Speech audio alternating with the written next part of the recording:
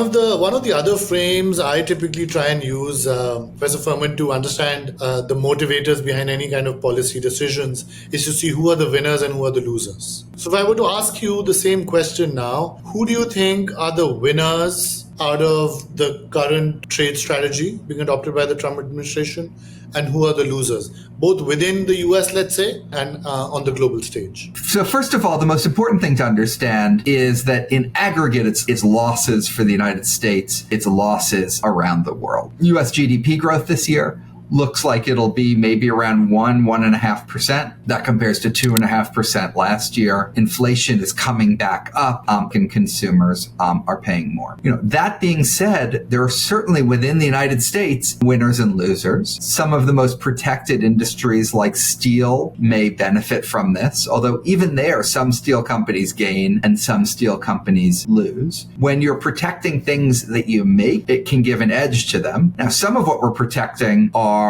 mangoes, coffee, and bananas. We just don't have a lot of mango, coffee, and banana producers in the United States. So there it's mostly about consumer, not about the industry. When you look at the rest of the world, it's really subtle. To some degree, what matters is your tariff. That affects, trade, but also your relative tariff. So to take just a very extreme example, anyone can export something just as easily to the United States. And this is dramatically oversimplifying. And you get a 15% tariff slapped on you, but every other country in the world gets a 16% tariff slapped on them. Your country's going to actually benefit. A lot more exports are going to come out of your country. And so as you look around the world, relative tariff rates are starting to matter quite a lot. So Japan and Korea are at 15. The Southeast Asian countries are at 19. That could shift some stuff back to Korea.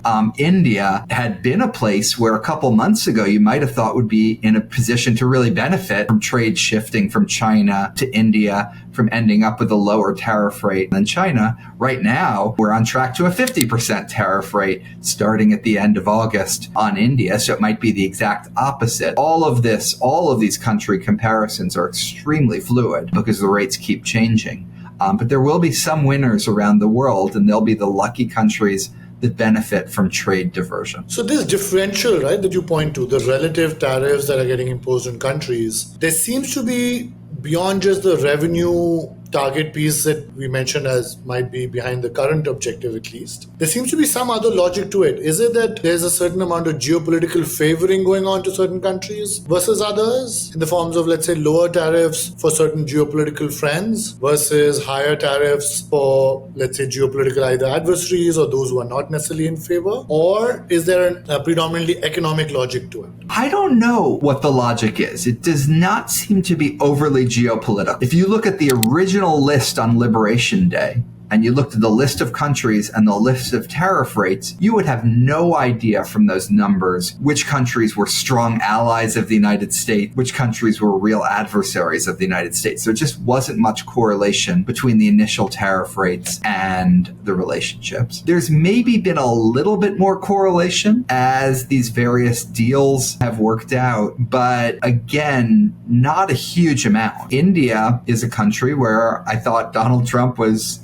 and Modi had a good relationship. Yeah. Thought it was an important alliance for the United States. Maybe in a slightly different way of handling it on the two sides, we'd be talking about, a 15% tariff rate on India, just like Japan, or 19%, just like Vietnam. But instead, we're talking about 50. And some of that feels to me not the inevitability of the relationship between the United States and India, but maybe a set of contingent events and the like. And so, geopolitically, this doesn't seem right. Economically, it also doesn't seem right. I mean, the United States has a 10% tariff on the UK. They're an incredibly close relationship. They're not an overly complicated relationship for the United States. We run a trade surplus with the United Kingdom. They don't have a lot of trade barriers to the United States. So I don't think there's much, economic or geopolitical logic, except for the fact that, it turns out 10% right now is like winning a prize in the competition we're in, because it doesn't get any lower than that. Yeah, I mean, I'm reminded of, my own, I did the Harvard negotiation program program while I was there. And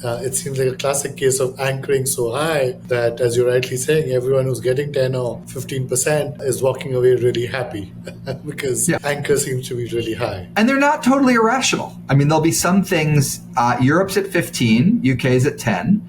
There will be some exports that shift from Europe to the UK to take advantage of that lower tariff. And so, could the UK economy end out ahead out of all of this? It might. It would be a small positive because there's a lot of negative things going on as well. So this anchoring thing there's this real psychology to it. There's some actual objective economics to it as well.